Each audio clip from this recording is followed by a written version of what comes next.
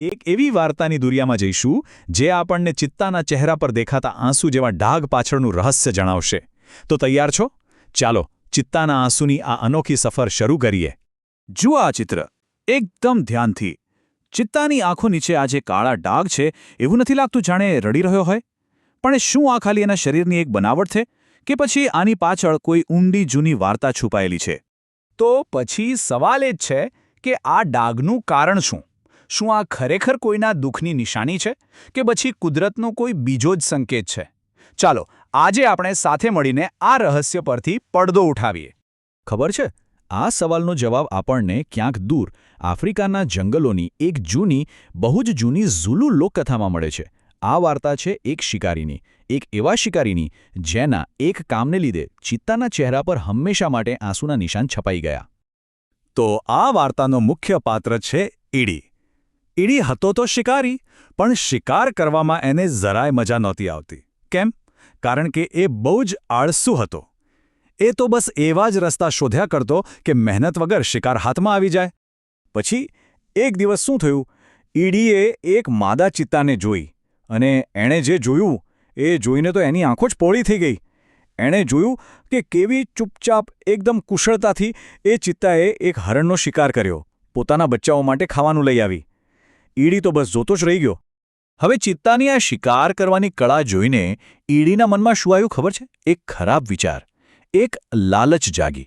એણે વિચાર્યું, વાહ, જો હું આ ચિત્તાના બચ્ચાને ચોરી લઉં અને એને મારા માટે શિકાર કરવાનું શીખવાડી દઉં તો પછી તો મારે ક્યારેય મહેનત જ નહીં કરવી પડે. મારી જિંદગી તો એકદમ આરામવાળી થઈ જશે. અને બસ જેવો વિચાર આવ્યો એણે એને અમલમાં મૂકી દીધો. જેવી માદા ચિત્તા પાણી પીવા માટે થોડી દૂર ગઈ, ઈડીએ તકનો ફાયદો ઉઠાવ્યો. એણે જઈને એના નાના નાના માસૂમ બચ્ચાઓને પકડી લીધા. કેટલું ખરાબ અને ડરપોક કામ કહેવાય નહીં? અહીંથી વાર્તા એકદમ કરુણ વળાંક લે છે. ઈડીએ જે કર્યું એનું પરિણામ શું આવ્યું? પેલી માદા ચિત્તાની શું હાલત થઈ હશે? ચાલો આગળ જોઈએ.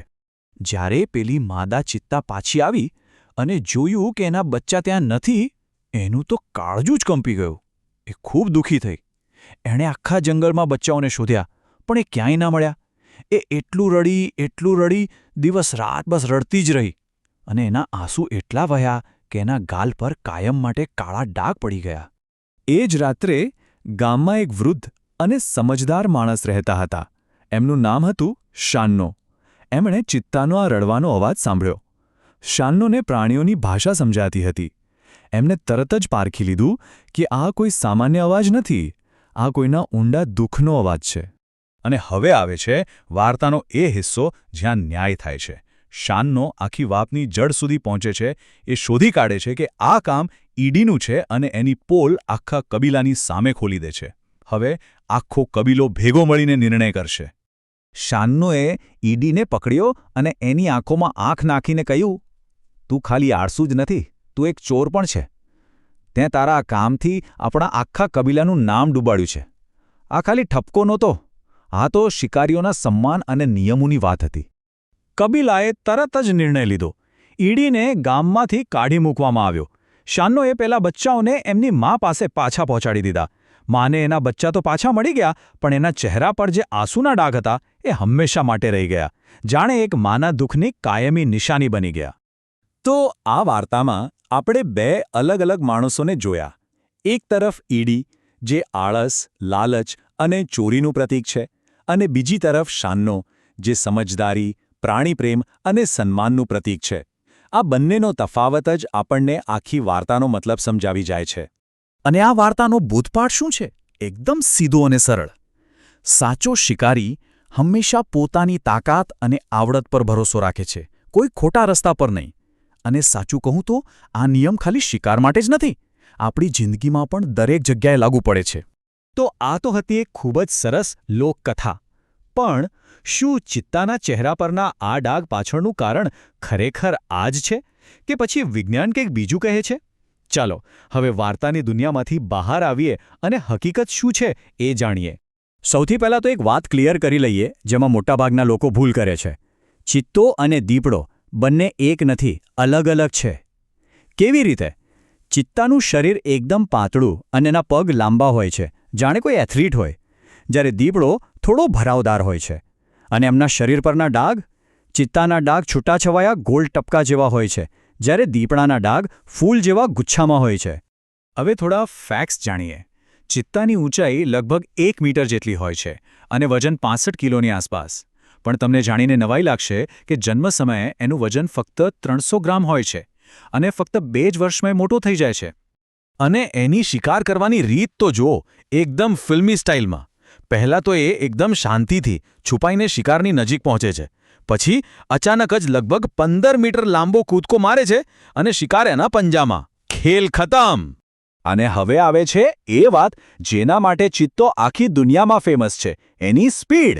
ચિત્તો પૃથ્વી પરનું સૌથી ઝડપી જમીની પ્રાણી છે.